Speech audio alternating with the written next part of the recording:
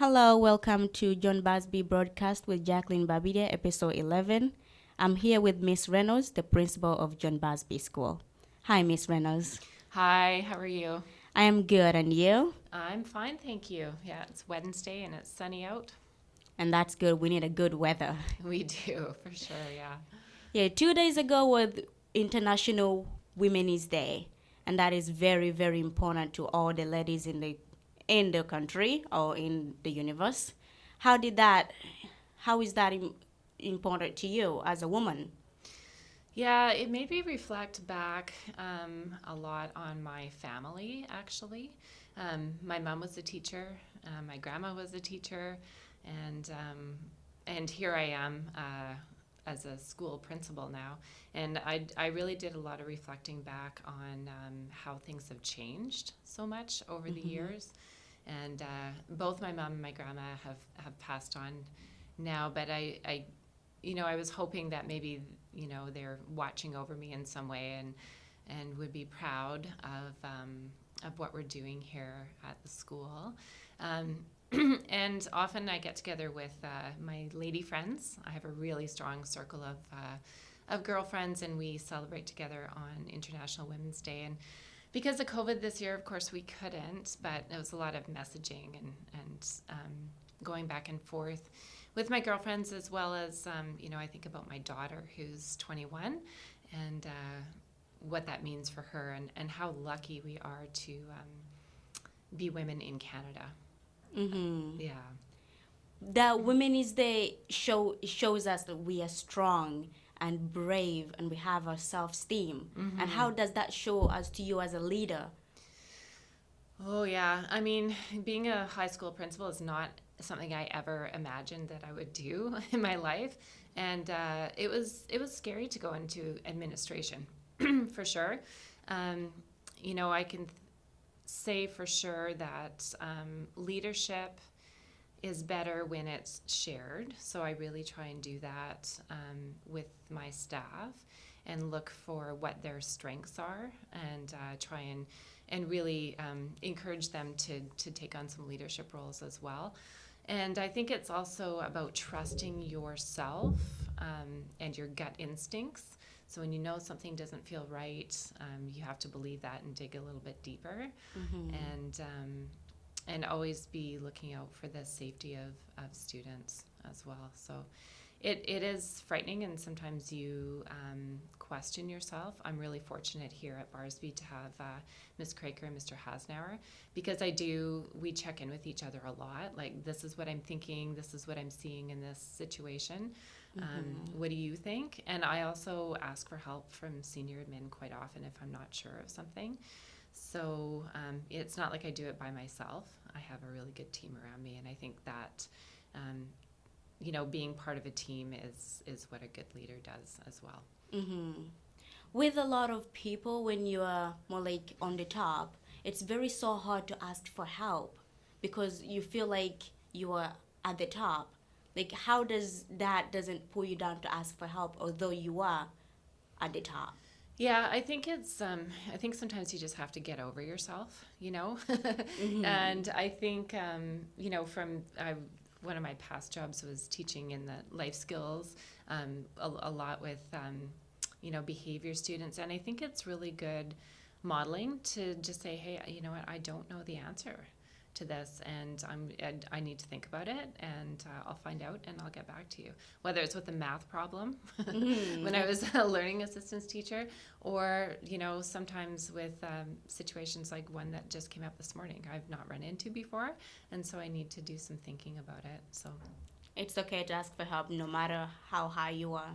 yeah, and it's honestly one of the hardest things in life. Like, from I know babies are always good at asking for help and crying when they need something. Yes. But somewhere along the way, we have come to believe that we shouldn't ask for help. And I don't think that's We believe we could do it by ourselves. Yeah, or we've been told that we should be able to do it by ourselves. And I think that, we're stronger together. And yeah, I think asking for help shows bravery and humility and honesty. Yeah. And So it's really important to communicate with the people around you, and that makes us being strong. But what happens if we can't do that? If we can't communicate? El- So like when we need help, Mm-hmm. but we're so scared to ask for help. What do you say about that? Yeah, that's a hard place to be in.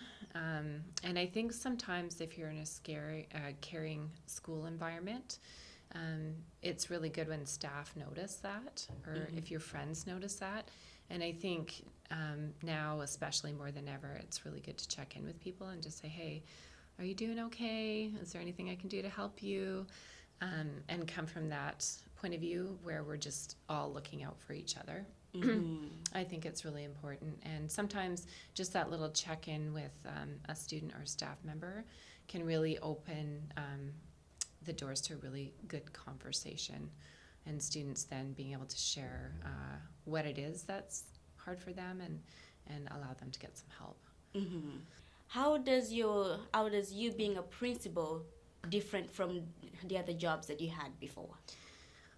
Ooh, it's different and it's the same in some ways. Being a principal is a lot of problem solving, a lot of interacting with people who have different opinions, kind of charting the course and being a leader for the general school direction, and things like that. And it's some of the jobs I've had in my past. I was a tree planter for a really long time. That's like working up. Do you know what that is? Working in the forest where they cut down all the trees and then you have to go and replant them all. Backbreaking, long hours, bugs, dirt, living in a tent. And I did that for about 10 years while I was paying for university. But I also got to be a crew boss during that time. So those leadership skills, I've always sort of used them in one way or another. And you had them always. I had them always. Like even, when I think back to high school. How old are you, Jackie? I'm 18. 18? Okay. So when I think about myself being your age, a lot of the same skills I naturally had, right? I was kind of a leader of my friend group. It was like, okay, what are we doing this weekend? And I was sort of the social coordinator. I've always been a good listener. Like people have always come to share their problems with me. So that hasn't changed. And I was always able to think a little bit creatively or outside of the box. But honestly, I did never see myself as a school principal ever. But it kind of makes sense based on, some of the skills I use a lot here now. I've had always. Yeah. You talked about keeping the students and the staff safe. How are you doing that during this COVID time? Oh, yeah. It's, I have to say, I was super highly stressed in August this year before everyone came back in, because I felt like it was just, me who had to keep everybody safe. But once we got the teachers in and went through all the health and safety things with them, then it felt like it was a shared responsibility for safety. So that's been good. I'm really, really happy with how well the staff and students have followed the safety protocols. And, our custodial staff, like Greg, is amazing. He's always out there wiping and disinfecting and getting rid of germs. And you know what? We've been, knock on wood, pretty lucky here at Barsby. It was just a couple cases. We do appreciate Greg's job. Oh, he's an amazing man. Yeah. Yes. Yeah, he is. He works so hard. He does. But he keeps us safe, which is very, very important. Yeah, for sure. And I think he's probably lost a significant amount of weight this year with all the walking and wiping he's doing. And yeah. I could, because at my job, I try to shining. And it's just like $3, but it looks like you done 20. I know. And he does so many of them. Yeah. I'm like, phew. I know. It's very, very hard. Yeah. No. So I'm really grateful for that. And it is a big responsibility. And, in terms of health and safety, it's really important to pay attention to that stuff. Yeah. So do you think we will have our normal days back when there's no COVID and we just, be ourselves? I sure hope so. I mean, right now we don't know what school is going to look like next year. I think it might still be the quarter system because, from my understanding, all the adults might be immunized by August, but students I don't think will be yet. So, I look forward to that happening. I really, really hope that we can have extracurricular activities again next year because it makes such a difference to students. Yes. Right. Yeah. The quarter system has affected a lot of the grade 8s because they really can't see much how it was before, and they want that back. I know. They're just hoping we get rid of COVID and we just go back to normal. I know, and right now we're getting ready for our grade 7 parent nights coming up in April, and we don't know whether grade 8 students next year will be able to have lockers, right? That's an exciting thing for grade 8 students, and we don't know, in terms of electives and extracurricular activities, we don't know those things yet. So, yeah. So you were a student once before, and just like every student, sometimes you have the ups and downs. So did you go straight forward from high school to university, or did you have a breakdown in between? Yeah, I think I have had a journey with ups and downs for sure.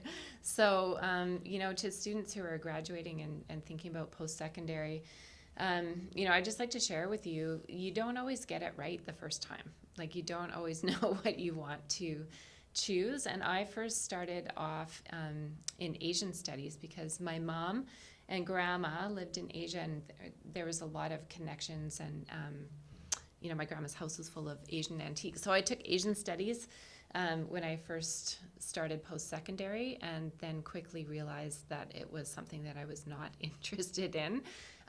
So I dropped out. And then I went back and took anthropology, which is the study of other cultures, and archaeology, which I found really interesting, and got a degree in that, which was really neat. And then later on, I was going to go into forestry because I was tree planting and that whole connection. But then had a kind of a realization that I really wanted to work with people, because that's what I find really interesting and rewarding. So I started in the teacher program, and both my mom and grandma were teachers. And initially I was like, there's no way I'm going to be a teacher, but started the teacher program, and then my mom got sick, so I dropped out of teaching to be able to look after her for a while. And then went back, after she had passed, probably a year and a half later, went back and got my elementary teaching degree. So it's funny that I'm working, I know, little kids. So it's funny that I'm working in a high school. And then I worked for a bit, lots of different levels after my teaching degree. And then I had to take my master's degree to keep my job as a special education teacher. So I tried distance learning through a university in Australia, and that didn't work for me. So I dropped out of that and then ended up taking a master's program that was in person on the weekends, and that worked way better for me because I had little kids at the time. So that was way easier for me. So, when you start your educational journey, I think it's important to know that even if it doesn't work out for you the way that you think it's going to, at least you're still learning something and learning more about yourself. And it's important to stick with it, with your dreams, and just keep learning about yourself. And eventually you'll end up with a job that you love, just like I do, hopefully. Yeah. So how many trees did you have to plant? Oh, a day? Oh, so you get paid per tree. So if the land is really hard and it's really steep and there's lots of roots and stumps and branches, you might get 25 cents a tree. So if you plant 1,000 trees, you'll make $250, right? Which isn't bad. Other types of planting, you can only get 10 cents a tree. That's if it's really flat and it's really easy, like picture like a beach or something like that. You might only get 10 cents a tree. So if you only plant 1,000 trees, it's only, it's not very much money, right? So it really varies. I think the most trees I planted in a day was 5,000. So that's a lot of bending over. So did you plant a lot of trees just because you wanted the money or to save the environment as well? Because the trees give us oxygen, and if we keep cutting them up, then we run out of it. For sure. That's a really good question. I did it for both. So I really wanted to make a difference. I've always been really outdoorsy and love hiking and being in nature. So giving back in that way was something I really wanted to do. And of course, I needed money to pay for university. All those times I dropped out, were expensive. Sometimes I didn't get my money back, right? Depending on when I dropped out. So, and when you're up working in a camp like that, there's not many places to spend money either. And it was really nice to meet like-minded people who were the same age as I was, also going to post-secondary, most of them, really interesting people, and all wanted to make the world a bit of a better place. So it is easier when you find people that have the same problem as you. It makes you feel much better. Yeah. And knowing that they're working to do exactly what you were doing, it keeps you moving. Yeah, it does. It's like finding your, you see those things on Facebook or wherever, like find your tribe. And I mean, I think following your interests and doing things like that helps you find those people. So being a mother of little kids and then juggling school, how did that work out for you? Not very well. It was really hard. Yeah, it was a lot of, my husband had to cook quite a bit, and I had lots of homework, and our dining room table was full of papers, especially when I was writing my thesis, and, I wouldn't have been able to do it without the support of family, for sure. And again, it comes down to asking for help, right? I can't make dinner tonight. I have to do this. Can you please help? And people did, so it was really good. And education is very important to everybody. What do you say to a lot of people that, because in a lot of the countries in the world, a lot of girls are dropped out of school to get married. Yeah. If you were dropped out of school to get married, how do you feel about that? Yeah, I think it's so important. Like, I think women especially are able to be amazing and strong, and they have so many skills and talents and abilities that they're not able to access if they don't get the proper training, and they're not able to make as big of an impact on society. When I look at provincially, high school principals, I was wondering, like, what percentage of high school principals are female? It's actually the majority. Most high school principals are female, which I found really interesting. But I think, obviously, we've had education and training, but I think it's also just kind of in our nature to not saying that men don't, but I think that we have a really large capacity to nurture and care for, a really wide variety of people. So, I've traveled a lot in kind of third world countries, and it really is heartbreaking to see all of that potential not being realized. Because all they say that ladies belong in the kitchen. Yeah. And it's more like it's a limit that it's set up for them. Exactly. And having a limit where you cannot close, it's not a lot of girls what they want, because they say it's not their choice. I know. And it's very, very heartbreaking. It is. And, like I said before, we're so lucky to be women in Canada. We can own property, we can attend post-secondary, we can have our own jobs, our careers, right? Chart our own course and make a big difference in the world. And probably it's the reason why we had International Women's Day 3 days ago. Yes. To celebrate how strong we are and how far we have become. Absolutely. Absolutely. Thank you. Thanks, Jackie. It was great talking to you. Have a great day. You too. Bye. Bye.